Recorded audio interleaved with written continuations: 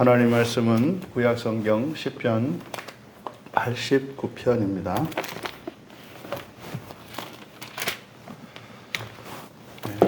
89편이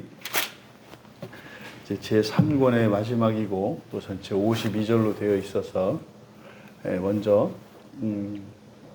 시편 89편에 대해서 설명을 하고, 그리고 설명을 다 듣고 난 뒤에 읽는 것으로 설교를 마치도록 하겠습니다.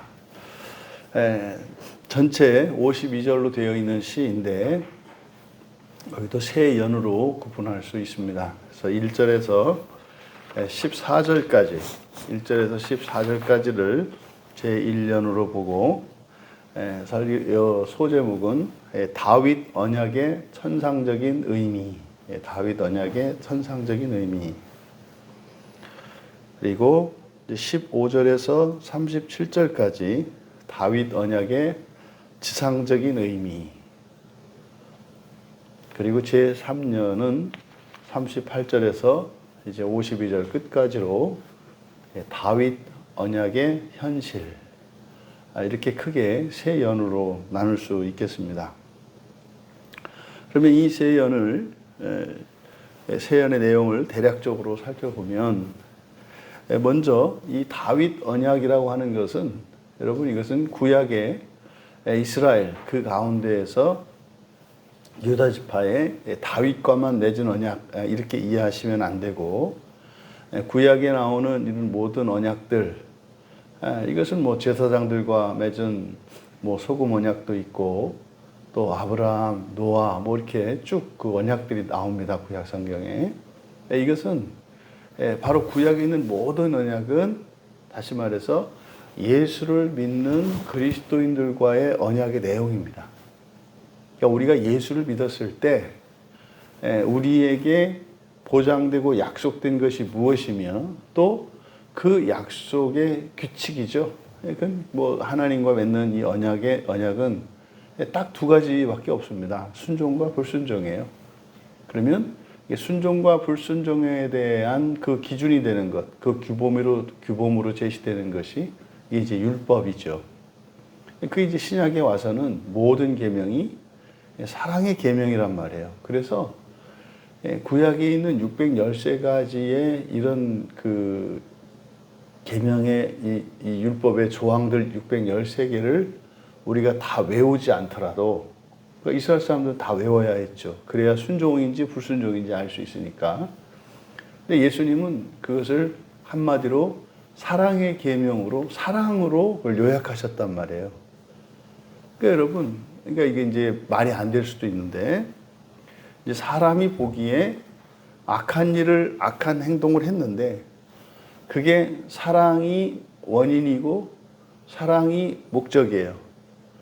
그리고 사랑의 방식으로 악한 일을 저질렀어요. 이건 말이 안 되는 겁니다. 근데 이제 사람들 보기에 그렇다 이 말이에요. 그러면 그게 계명을 지킨 게 되는 거예요. 근데 반대로 사람들이 보기에 선한 행위예요.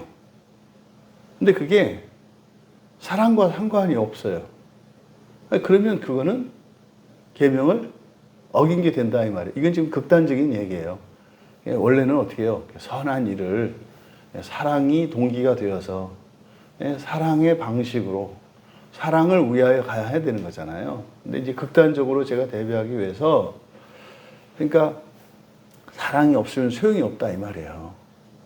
심한 경우 사랑이 없으면서 선한 것과 사랑이 있으면서 악한 것 했을 때 우리는 사랑이 우선이다, 이것을 강조하려고 말씀드린 겁니다. 그게 이제 구약의 계명을 지키는 거예요. 그래서 하나님의 말씀을 전하는 사람들이, 또 하나님을 믿는 사람들이 어떤 일을 해결해가는 방식과 또 그들의 삶의 행태에서 바르냐 바르지 않느냐라고 하는 것은 우리가 알 수 있는 기준이 있다. 신앙의 좀 사랑과 연합이라고 그랬잖아요. 그래서 사랑과 연합을 증진시키면 그건 성경적인 겁니다. 그것을 위해서 다른 것을 양보하고 희생하고, 이건 성경적인 거예요. 그런데 미움과 분열을 정당화하고 그것이 커져요. 그것은 무조건 잘못된 겁니다. 무조건 잘못된 거예요. 그러니까 그 어떤 경우에도 우리의 마음속에 이 미움의 감정이 커지고 관계 속에서 분열을 일으키는 행위는 무조건 잘못된 거예요. 이 기준을 갖고 보면은요, 이 교회사에 대한 교회사가 이렇게 관통을 합니다. 아, 이게 말도 안 되는 거였구나. 그래서 사실은 이 교회사를 보면은요, 성경에서 벗어난 사람들이 누가 덜 벗어나느냐 하는 문제를 가지고 계속 싸워온 게 교회사예요. 그러니까 옳은 것에 대해서 이야기를 합니다. 그런데 결국은 서로가 서로의 문제점들에 대해서 비난을 하고 그러면서 미움은 계속 커지고 그래서 분열은 가속화됩니다. 이게 교회사예요. 그러면은요, 아, 이게 이런 거구나. 복잡하지 않습니다. 근데 이제 실제로 이제 우리가 실제 적용함에 있어서 왜 교회사가 그렇게 갖는가? 이 기준이에요. 사랑이거든요, 사랑. 사랑과 연합은 구약의 그 613가지의 그 계명을 압축한 게 맞아요. 이걸 기억해야 합니다. 자, 어쨌든 구약에 있는 모든 언약은 예수 그리스도로 말미암는 예수 그리스도가 우리를 대표하여 맺으신 언약, 그걸 새 언약이라고 한단 말이에요. 그러니까 지금 여기에서 이 3권의 이 마지막인 이 시편 89편에서 언약을, 다윗 언약을 주제로 해서 끝낸단 말이에요. 이게 지금 성소와 예배에 관한 거라 그랬잖아요. 그러니까 성소는 지금의 교회고 말이죠. 그럼 우리가 예수님을 믿는 사람들이 왜 교회를 세우고 왜 교회에 나와서 예배를 드리는가? 또 우리가 왜 이런 구약의 모든 계명을 사랑의 계명으로 예수님께서 하나로 압축해 주셨는데, 그럼 왜 우리가 그 사랑을 최고의 우선적인 가치로 두고 살아가야 하는가? 그것이 사실은 이 교회의 사명이고 또 그것을 위해서 바로 이 교회가 있다는 거죠. 이 예배가 바로 그겁니다. 그러면 이 언약과 계명 그리고 사랑 그리고 예배, 교회 이것을 연결 지으면 교회에 나오면 나올수록 점점 사랑이 커지고 사랑할 수 있는 사람이 되어가고 사랑할 수 있는 능력과 이런 자질들을 갖추어 가게 되는 거예요. 점점점. 네, 그것을 위해 기여하는 것이 사실 성경이고요. 그러니까 성경을 읽으면 읽을수록 어떻게 되는 거예요? 사랑이 점점점 커지는 거고요. 그리고 점점점 연합되어 가는 거예요. 보세요. 전 세계의 크리스찬들이 성경을 읽잖아요.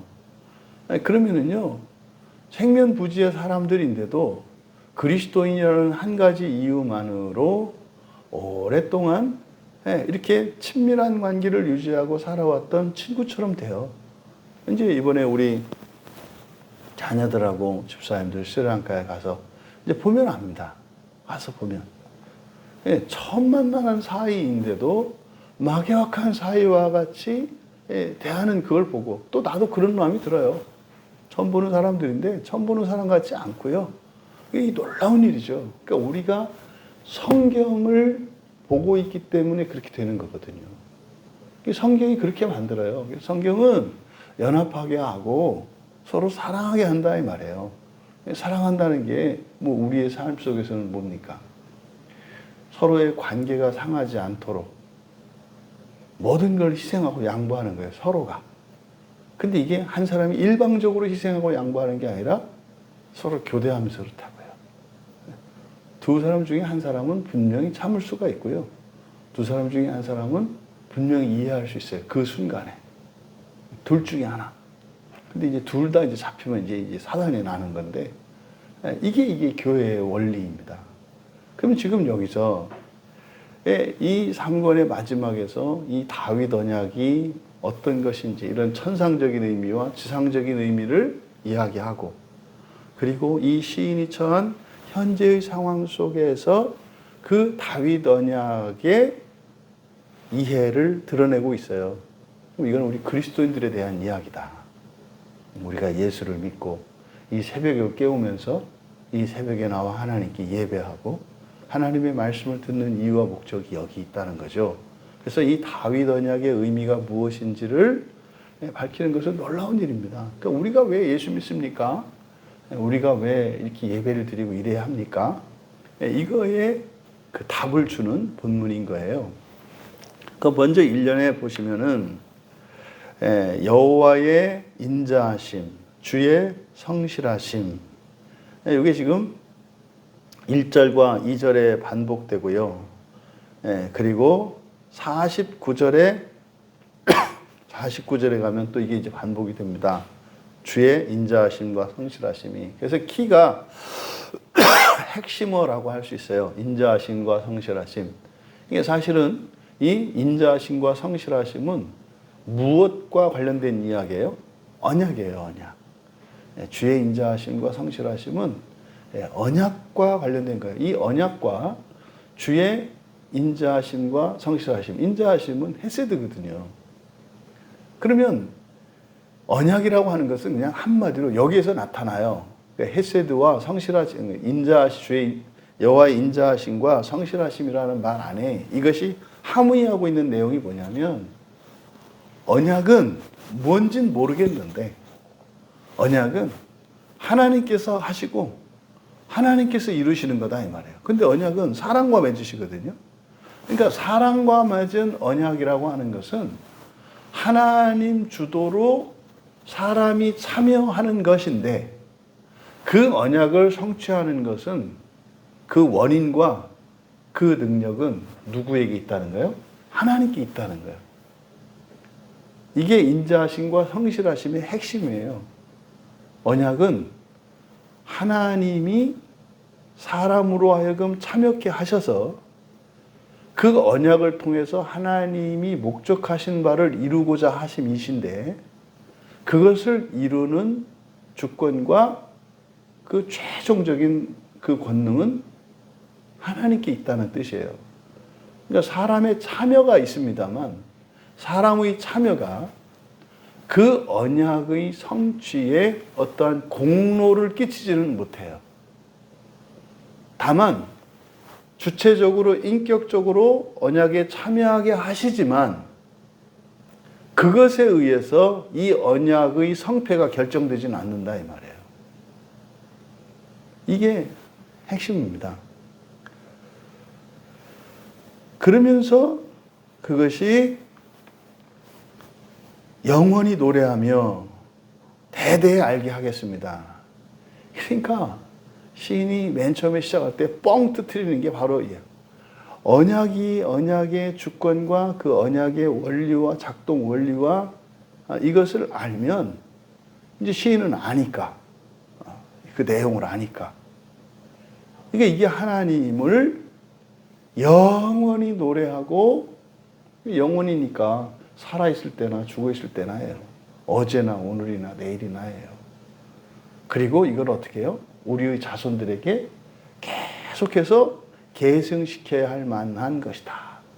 재산도 명예도 권세도 이런 게 아니라 무엇을 우리가 전수해야 된다? 언약이에요, 언약. 그래서 서두에서 이렇게 빵 터트리는 거예요. 끝에도 맨 끝에 가면은 이제 52절에 가서도 여호와를 영원히 찬송할지어다 이렇게 되어 있습니다만 이때 여호와라고 하는 이름이 바로 무엇을 의미한다고요? 언약을 의미한다고요. 그러니까 사실은요, 우리의 구원에 대한 우리의 구원이 또 우리에게 주어진 약속이 이 모든 것을 사실은 다 함축하고 있는 게 언약인데 문제는 이 언약이 성취될 거냐 안 될 거냐 이게 또 이제 관건이거든요. 아무리 좋아도 말이죠. 근데 이게 누구에 의해서 이루어진다? 하나님에 의해서 이루어진다. 이게 핵심이에요. 그러니까는요. 뭐 그런 말 있지 않습니까? 뭐 개똥 참외밭에 굴러도 이승이 낫다. 그렇죠? 그걸 우리가 바꿀 수 있는 거예요.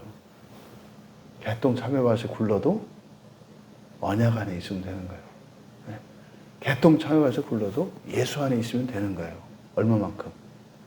영원히 노래하고 되게 자랑스럽게 내 자식들, 자손들에게 전해줄 수 있을 만큼. 그러면 궁금해지잖아요. 그게 뭔데? 이 안에 있는 내용들이 이제 언약에 있는 내용들인 거예요. 그러면 그 언약을 여기서 이제 내가 택한 자와 언약을 맺으며 내 종 다윗에게 맹세하기를. 지금 다윗 언약에 대해서 얘기를 하는데 다윗을 먼저 앞세우지 않고 누구를 앞세웠어요? 택한 자. 그럼 보세요. 이스라엘 가운데에서 하나님이 택하신 사람이 다윗이래요. 그럼 다윗이 이 언약에 어떤 영향을 미치지 않아요. 누구에 의해서 언약이 시작이 돼요? 하나님의 선택이에요. 그럼 하나님이 선택하시면 언약을 맺는다 이 말이에요. 이게 다윗 언약에 대한 설명인데 다윗 언약이 유대인들은 그렇게 이해하죠. 다윗 가문의 언약. 다윗 또 그렇게 맺었으니까. 근데 시인은 뭐라고 얘기하는 거예요? 택한 자. 하나님이 택하신 자. 그 오늘날 이 택하신 자는 누굽니까? 예수님을 믿는 사람들이에요. 예수를 믿는 사람들. 그죠? 요새 지금 요 며칠 자주 듣는 게 뭐예요? 내가 믿기는 믿는데 어떻게 믿는지 모르겠어요. 이 말을 자꾸 듣거든요, 요즘에. 응? 제가 믿어져요. 근데 어떻게 믿는지는 저도 모르겠어요. 이게 제가 늘 하는 말이거든요, 저도 이렇게 막 성경을 보고 이렇게 하면 내용은 믿을 수가 없는 말이에요. 근데요, 확실히 믿어지는걸요. 이게 믿어져요. 그러니까 왜? 몰라. 그러면 이거 거짓 감정 아닙니까? 왜 기쁜지도 모르고. 근데 이건 거짓 감정이 아니죠. 왜? 여기 있는 내용들이 나에게 실제로 다가오니까 말이죠. 그러니까 지금 택한 자와 언약을 맺으신다는 거예요. 그러니까 우리가 예수를 믿었다라고 하는 것은 바로 언약 안에 있다는 뜻인데, 우리가 예수 안에 믿게 된 원인이 누구에게 있다? 하나님께 있다는 거예요. 내가 너를 택했어 이거요. 너는 어느 날 지나가다가 십자가가 크게 보여서 교회에 쑥 들어왔는지 모르겠지만, 너는 또 뭐 너하고 친한 누군가가 막 그냥 끌고 가니까 어쩔 수 없이 그냥 끌려다니다가 예수를 믿게 되었는지 모르겠지만, 그런 일이 왜 일어난지 알아? 네가 왜 그날 밤 그 길을 가게 된지 알아? 그날 밤 내 마음속에 그 알 수 없는 미묘한 감동이 경랑처럼 몰려와서 뭐 생전 가본 적도 없는 교회에 한번 들어가 볼까? 이런 생각이 왜 났는 줄 알아? 또 너를 맨 처음 교회에 데려간 그 사람이 왜 네가 생각이 났고, 왜 너를 데려가야 되겠다는 마음을 먹었고, 또 그 사람이 이러한 과정을 거쳐서 너를 왜 데려갔는지 알아? 내가 너를 택했기 때문이야. 이렇게 말씀을. 내가 너를 택했기 때문이야. 하나님이 택한 자와 언약을 맺으며. 그러니까 이 교회 한번 오면 저는 그렇게 본단 말이에요. 하나님이 택하신 자라고. 설교 한번 들으면 하나님이 택하신 자라고 저는 믿어요. 왜요? 그 일이 좀처럼 일어나지가 않아요. 그냥 그 오죽하면 뭐 택배 아저씨도 내가 교회로 배달 오는 택배 아저씨도 택한 자라고 할까? 그러니까 택배인가? 택한 자. 그럼 하물며 설교를 한번 듣는 사람들은요, 그냥 들은 것 같죠. 그런 일이 좀처럼 일어나지 않는다고요. 사는 동안요, 설교 한 편을 처음부터 끝까지는 고사하고, 뭐 우리 교회가처럼 뭐 이렇게 긴 설교는 고사하고, 짧은 설교 한 편이라도 이렇게 듣는 일이 매우 희귀한 일이에요. 근데 저는 그걸 택한 사람이라고 보는 거예요. 그럼 만약 그 사람들이 택한 사람이라면, 하나님 택하신 사람들이라면 언약을 맺은 거예요. 그러니까요, 언약을 알아야 돼요, 몰라야 돼요? 알아야 돼요. 궁금해야 돼요, 일단은. 그럼 내가 택함 받을 수 있는 가능성이 매우 있다는 거네. 그럼 도대체 그게 뭔데? 그리고 나서 선택할 일이죠. 이제 그 언약에 대해서 쭉 이야기를 하는데 5절에서 뭐라 그럽니까? 기이한 일이라. 먼저 4절에서 앞에 3절과 4절에서 내 자손을 영원히 견고하게 하며, 자손에 대한 약속이 있어요. 또 왕위를 대대 세우리라. 이게 뭡니까? 너뿐만 아니라 너를 통해서 너의 자손들 모두가 뭐래요? 왕족으로 바뀌는 거예요. 왕족. 이걸 뭐래요? 왕족 제사장이다. 예수를 믿었다는 것은 왕족으로 바뀌었다는 것을 의미해요. 왕족이 됐다는 것은요, 왕이 되는 것을 의미해요. 한 나라의 왕은 한 사람이잖아요. 그 나라가 많아요. 그 나라가 어디라고요? 하늘에 있는 별들이라니까요. 모자라요, 아직도. 왜? 세상에 종말이 오지 않은 거 보니까 아직도 모자란 것 같아. 그래서 역사가 계속 되는 거예요. 네? 요즘에 지금 인구가 막 줄고 있는데 하나님 마음이 얼마나 탈지 아시겠죠? 네? 막 우주에서 막 초신성들이 폭발하면서 별들은 막 더 생기고 은하들도 막 생기고. 근데 지금 땅은 넓어지고 지금 나라들은 많이 늘어가는데 그 왕들의 숫자가 지금 줄어들고 있어서 그 하나님이 얼마나 애간장 태우시는지. 우리가 한 30년만 젊었어도 그냥 다시 마음 먹고 그냥 하나님 마음을 시원케 하기 위해서 살아갈 용의가 있는데, 그죠? 우리 자녀들에게 자꾸 세뇌를 시켜서, 야, 우주를 책임질 사람들이 지금 왕이 없단다, 야. 지금 일자리가 문제가 아니라, 뭐 이런 거죠, 이런 거. 그러니까 이게 그냥 의미 없는 소리로 들리지 않는 거예요, 우리에게는. 야, 그러니까 왜 시인이 이 언약 안에 있는 것만으로 그렇게 기쁘고 감사하고 영광스럽고, 이거를 자손들에게 다른 거 다 없어지더라도 이거 하나 전하면 되겠구나, 이렇게 얘기하겠어요. 왜? 이런 거니까. 예? 왕족이 된다라고 하는 것은 왕의 명예와 재산과 그 존귀와 모든 것을 다 가지는 것을 의미해요. 그리고 나서 5절에서 뭐라 그래요? 기이한 일이라 그래요. 주의 기이한 일.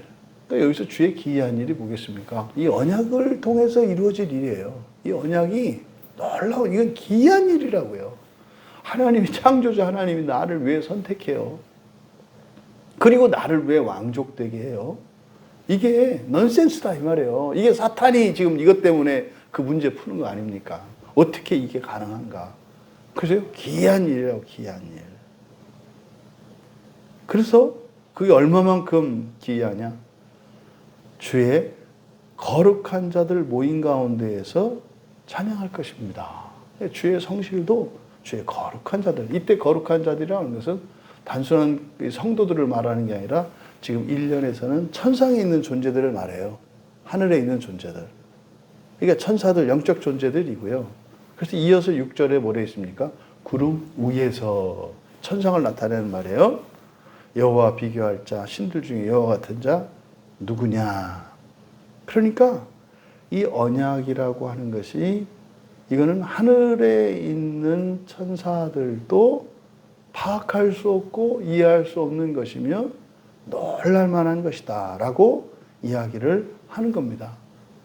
또 뭐 할 만큼? 그들이 찬양할 만큼. 와, 하나님 대단하세요. 그 얘기는 뭡니까? 우리가 대단할 정도로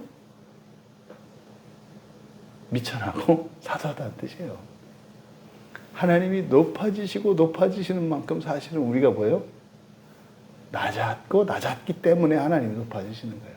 그러니까 우리가 지극히 낮은 자였기 때문에 하나님이 우리를 부활시키셨을 때, 그래서 우리가 낮으면 낮을수록 누구의 영광이 빛나요? 하나님의 영광이 빛나요.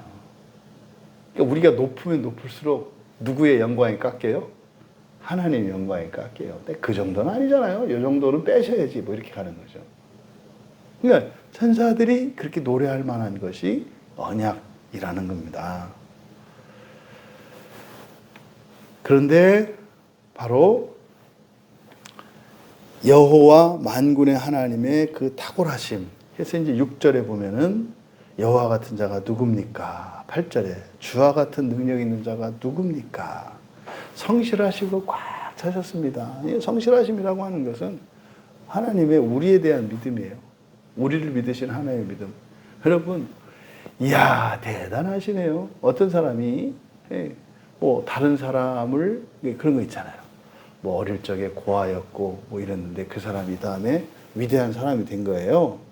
근데 그 어린아이, 그 아이가 그렇게 됐는데, 사람들이 그러니까 사람들이 더 놀라게 되는 이유는 둘 중에 하나예요. 이 사람이 얼마만큼 높아졌냐에 따라서 놀라고, 또 하나는 뭐예요? 이 사람이 얼마나 자격이 없었느냐에 따라서 또 더 놀라는 거예요. 그렇게나 이렇게 놀라고, 또 그런 사람이었다고 이렇게 되는 거거든요. 그러니까 주의 이 성실하심이 들으셨다라고 하는 건 뭐예요? 사람이 택할 만한 존재가 아니야. 자격이 없어도 너무 없어. 또 높이셔도 너무 높이셔. 이게 언약 안에 있는 거예요. 우리의 실체는요, 소망이 없는 자들이었죠. 소망이 없다. 흑암 상태예요. 그랬던 우리가 너희는 세상의 빛이라. 여러분, 세상의 어둠이었던 나를 세상의 빛이라고 말씀을 하세요. 세상의 곰팡이였던 나를 세상의 소금이라고 말씀을 해요. 이게 언약 안에서 일어나는 일이다 이 말이에요. 그게 어떻게 이루어져요? 성실하심으로. 주의 성실하심으로. 그래서 성실하심이 들어오고 있다. 그래서 이 사실 이제 뒤에 9절에서부터 13절까지는 주의 탁월하심과 능력에 대한 증거들을 쭉 열거해요. 이건 다 뭐에 대한 설명이에요? 하나님 대단하시네요. 이 설명이 아니에요. 우리에게 하나님 대단하시네요 하는 순간 오히려 하나님의 이름이 먹칠되는 거예요. 우리 입에 하나님이 거론되지 않는 게 가장 하나님을 영광스럽게 생각하는 거예요. 그래서 구약의 이스라엘 사람들이 하나님의 이름을 부르지 않는 거예요. 그러니까 최소한 주제 파악은 됐지. 최소한. 근데 그거 아니고요. 이건 지금 하나님의 탁월하신 권능에 대해서 이야기하는, 이건 무엇에 대한 얘기다? 언약에 대한 얘기예요. 우리가 알고 있는 모든 신지식은 언약을 위해서 있다 이 말이에요. 하나님이 이렇게 전능하시니까, 하나님이 이렇게 사랑이시니까, 하나님이 성실하시니까, 하나님이 이러이러한 하셨어요. 이건 다 무엇에 대한 얘기라는 거예요? 언약을 반드시 이룬다. 어떤 경우에도 언약은 반드시 이루어진다. 이거를 설명하기 위한 거였다고 시인이 얘기를 하는 거예요. 그러니까 이것이 하늘에 있는 천사들도 놀라는 거다.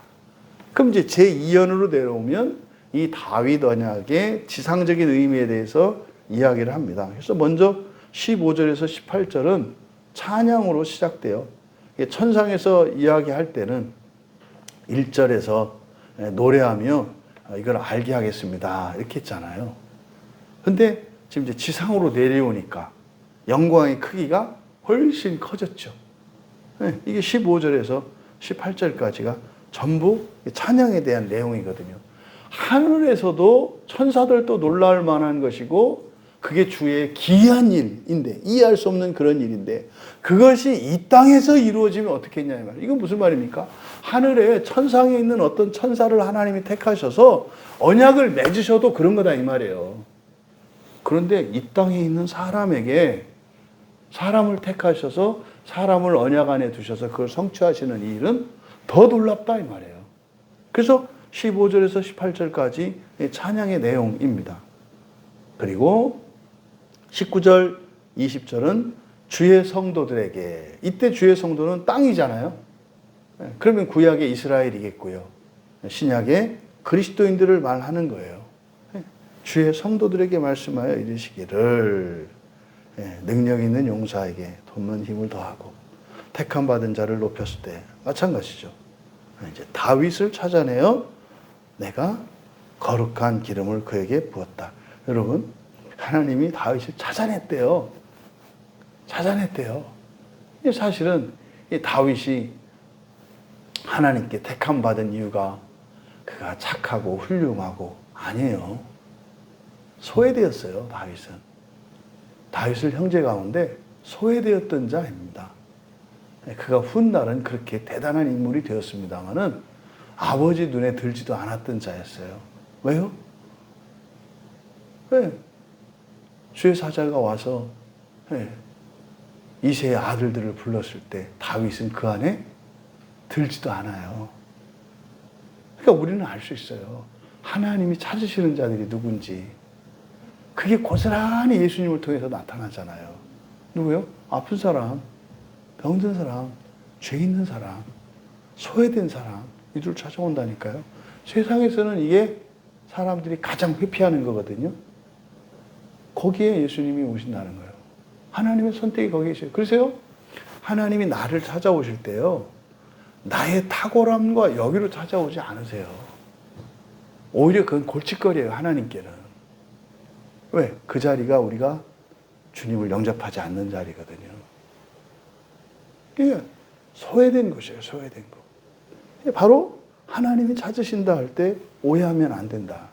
여러분, 하나님이 여러분을 찾아오실도록 여러분의 마음을 정결히 하시고 여러분의 삶을 정돈하시고 여러분이 그러셔서야 하나님이 어디 오시겠습니까? 거짓말입니다. 거짓말이에요.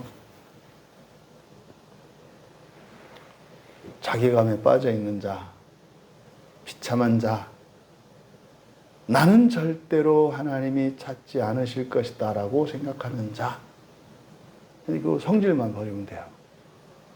찾아왔을 때 놀리세요 뭐 이러면 안 된다고. 그냥 감사합니다 이렇게 하면 되는데 지금 장난하시는 거죠. 뭐 놀리시는 거죠. 뭐 이렇게 한단 말이에요. 이게 이 거짓 감정을 우리가 다스려야 되는 이유가 그거잖아요. 이렇게 하나님이 다윗을 찾아오셨고 기름을 부으신 거예요. 이때 이제 이게 거듭나는 것이고 이게 새로워지는 거죠. 새로운 피조물 되는 거죠. 그러면 기름 부음을 받기 이전과 이후가 달라요. 이게 이제 우리가 성령 세례를 받는다. 뭐 이런 얘기를 많이 하잖아요. 근데 그냥 세례예요, 세례. 세례를 받는 것에 이런 의미가 있어요. 세례가 곧 뭡니까? 언약 안으로 들어가는 행위잖아요. 언약 안으로.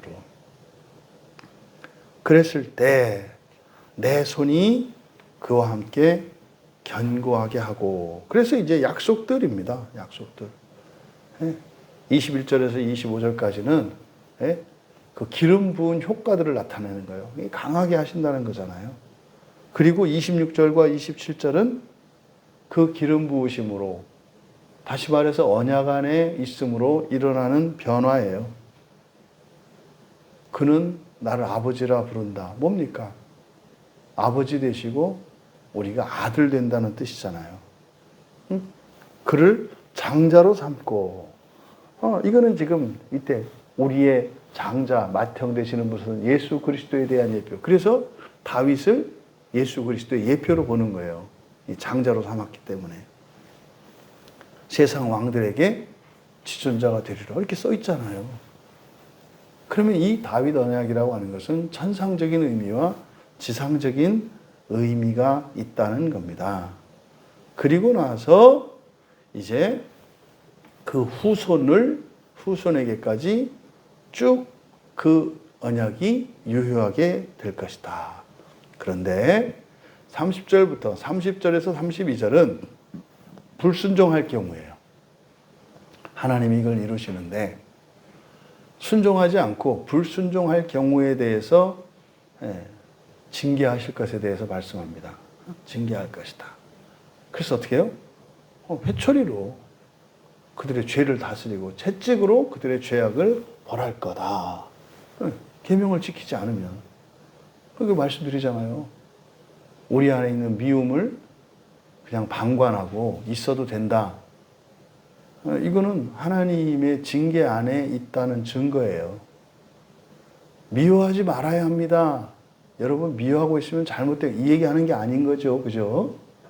내 안에 있는 미움을 문제로 인식해야 된다 이 말이에요. 나는 미워할 수밖에 없어. 이렇게 정당화하면 안 된다 이 말이에요. 그러니까 미워하지 않을 수 없는 사람이고 미워할 수밖에 없는 나입니다. 하지만 주여 내가 이 미움에서 해방되기를 원하나이다. 이렇게 돼야 된다고 말하는 거예요. 근데 그걸 고집스럽게 이 미움을 붙들고 있는 거, 이거는 지옥을 붙들고 있는 거라니까요. 이 얘기를 하는 거죠, 이 얘기를. 만약에 불순종하면 분명히 하나님이 다스리신다니까요. 그런데 33절 이하는 뭡니까? 그러나 나의 인자함을 그에게서 다 거두지는 않으며. 무슨 말입니까? 언약이 깨지는 것은 아니다 이 말이에요. 그게 뭐예요? 고쳐서 언약을 이루신다는 거예요. 또 그냥 내비두고 언약을 이루시는 것도 아니야. 또 그걸 불순종했다 그래서 언약을 깨는 것도 아니야. 종합하면 어떻게 돼요? 순종하지 않으면 순종하게 내가 깨트려서 언약을 반드시 이루고야 말겠다는 이야기예요. 그래서 33절에서 37절까지는 반드시 언약을 성취하실 것이다. 근데요, 불순종했을 경우엔 거기에 뭐가 있다? 하나님의 징계와 깨트리는 일이 있다는 거예요. 이게 이 세상 사는 동안은 여러 가지 환난과 불행, 죽어서는 지옥이에요. 지옥에서도 하나님이 인자하심을 버린다, 안 버리신다? 안 버리신다. 그러니까 찾아가셨잖아요. 거기서 그리스도 선포하셨잖아요.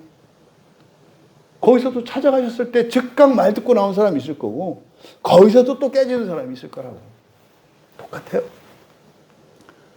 그리고 이제 이 언약의 천상적인 의미, 지상적인 의미, 그리고 그 내용, 원리들을, 그리고 약속들이 무엇인지를 밝히고 난 뒤에 이제 3년에서 현실로 온다고요. 이게 우리로 말하면. 그래서요, 내가 예수 믿어서 지금 당장 뭐가 좋냐고요. 요게 이제, 그래서 다윗 언약의 현실이에요. 언약 안에 있는 이들의 현실에 대해서 이제 얘기합니다. 그러니까 보니까 딱 38절 나오는 거 보세요. 주께서 주의 기름 부음 받은 자에게 노하사 물리치셔서 버리셨으며, 여기서 많은 걸 해석해낼 수가 있어요. 맨 앞에 뭘 제시했어요?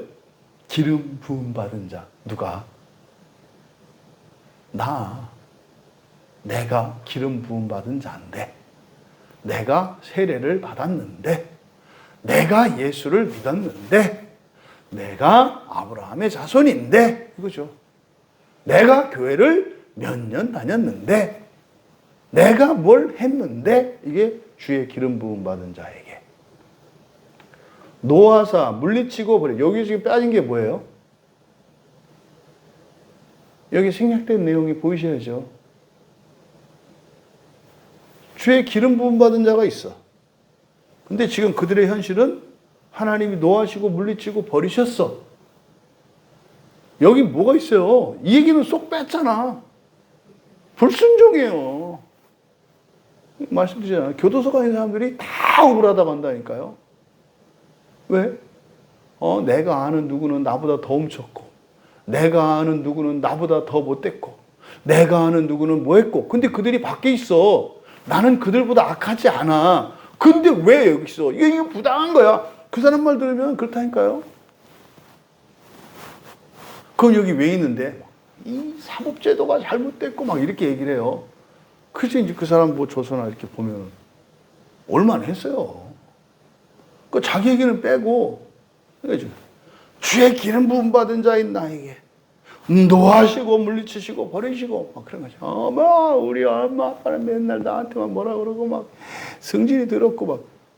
그럼 네가, 니네 엄마 아빠가, 너는 어떤 사람도 너를 만나면 성질이 더러워지게 만드는 놀라운 사람이야. 그런 거거든요. 그 질기는 뺀 거지. 주의 종의 언약을 미워하고, 뭐 언약을 미워해요? 아까 지가 다 얘기했잖아. 잘못하면 회초리를 이렇게 치더라도 다 거두진 않는다고. 그의 관을 땅에 던져 욕되게 하셨고, 이제 거짓 감정에 완전히 사로잡힌 거예요. 보세요, 단어들 얼마나 센 말들을 쓰시나. 파괴하시고, 40절에 파괴하시고 무너뜨리시고, 41절 탈취를 당하게 하고 욕을 당해 하고, 오히려 대적들의 오른손을 높이고 원수들을 기쁘게 하시고. 그죠? 예수 믿어서 뭐 왕이 언약 같은 소리. 우리 현실. 그러면서 46절에서 이제 49절까지는 언제까지입니까? 언제까지입니까? 이제 막장까지 온 거지. 이게 어딥니까? 아랫벽이죠, 아랫벽. 네? 막장까지. 이거 뭐야? 고집을 안 꺾는 거죠. 이거는. 언제까지입니까? 그러니까 범죄하여 고난에 빠진 이들이 이제 후회하고, 근데요, 방법이 없거든. 결국은 뭐예요? 하나님이 긍휼히 여겨주시고, 그리고 주의 인자하심으로 나를 회복시켜 주시기를 간구하는 건데, 이런 방식이야, 여기서는. 그러니까 정직하게 인정을 하고 도와주세요도 못해. 관둬! 뭐 죽이려면 죽여! 뭐 이런 거죠. 뭐 언제까지야? 해도 해도 너무한 거지. 내가 한 번, 두 번, 세 번은 참어. 네 번, 다섯 번, 10번 어떻게 때린 자리만 그대로 계속 때려. 어떻게 이럴 수가 있어? 뭐 회초리를 쓴다고 하긴 했지만 써도 어떻게 그렇게 써? 뭐 이제 이런 거죠, 이런 거. 그리고 나서 이제 50절과 51절은 바로 주의 종들이 아까 38절에서 뭐라 그랬어요? 주의 기름 부음 받은 자들이. 근데 자신이 갖고 있는 정체성은 뭐예요? 여전히 종이라. 왕이 아니라 주의 종이라. 그러니까 이게 바뀌어야지. 앞에서 종이라고 하고 뒤에 가서 기름 부음 받은 자 이렇게 해야지. 그러니까 기름 부음 받은 언약에, 다시 말해 성경에 약속한 이런 하나님의 약속과 자비하심과 이런 것들이 죄를 짓는 이유가 되었던 거예요. 범죄하는 이유로 쓰였던 거예요. 불순종하는 이유로 쓰였던 거예요. 근데 고난을 만나니까 이제 분수를 깨닫는 거죠. 아, 우리 원래 그냥 흙덩어리들이었었구나. 우리 원래 종이었었구나. 하나님이 우리를 자녀 삼으시니까 이렇게 천상천하의 유아독존처럼 뭐라도 된 줄 알고 이렇게 까불었구나. 이거예요. 하나님이 고난 중에 있던 우리에게 돈도 주시고 명예도 주시고 가정의 사랑과 행복도 회복시켜 주시니까 뭐라도 된 것처럼 옛날에 내가 했던 맹세들과 내가 하나님께 했던 순절 사역과 부활의 그날까지 오직 주의 말씀에 순종하며 가겠습니다 라고 했던 얼고 닿던 그 순결한 마음이 다 사라졌어. 이제는 판단하고 오히려 나의 자유를 구속하는 것 같고 오히려 답답한 것 같아. 예배당 가는 일이 내가 너무 수고하는 것 같아. 이렇게 할 필요는 없을 것 같아. 그러다가 이게 다 사라지고 나니까 자기 실존으로 돌아오는 거죠. 그게 뭐예요? 주의 종이에요. 어떤 종? 원수들한테 발길질 당하고 짓밟힐 수밖에 없는 종이라고 하는 것을 깨달아요. 여러분, 우리는 사탄의 밥이죠. 예? 밥이에요. 결국 우리는 죄와 허물이 많은 자들인 것을 깨닫게 된 것이고 고백하는 거예요. 50절과 51절이. 이런 존재라는 거죠. 마지막 52절에서 소망을 봐요. 여호와, 여호와. 언약의 주인이신 하나님, 우리 주 예수 그리스도가 죄와 허물로 가득 찬 나를 언약하신 그대로 이루실 것이라고 하는 이것이 시인에게는 훅 하고 들어오는 거예요. 그러니까 길게 설명할 것도 없어. 이걸 압축해서 여호와를 영원히 찬송할 지어다. 아멘. 아멘. 설교는 각자 성경 프로그램을 사용하셔서 각자 들으시기 바랍니다. 기도하겠습니다. 하나님, 언약에 대한 이 가르침을 통해 저희가 그리스도인 된 영광이 무엇이며 약속이 무엇이고 또한 저희들의 삶에 일어나는 고난과 불행, 아픔과 슬픔, 또 영광과 즐거움, 이것이 언약 안에서 어떤 의미가 있는 것인지 깨닫게 할 수 있는 은혜의 시간이 되었습니다. 하나님, 우리가 하나님의 택하심을 받아 기름 부음을 받았고 하나님께서 이루실 언약 안에 살고 있는 거룩하고 복된 자인 것을 알게 하여 주셔서 참으로 사랑하며 겸손히 살아감으로 하나님께 기쁘시게 여기심을 받을 뿐만 아니라 이 세상에서도 주의 영광을 드러내는 저희들 되게 하옵소서. 감사하며 예수님의 이름으로 기도합니다.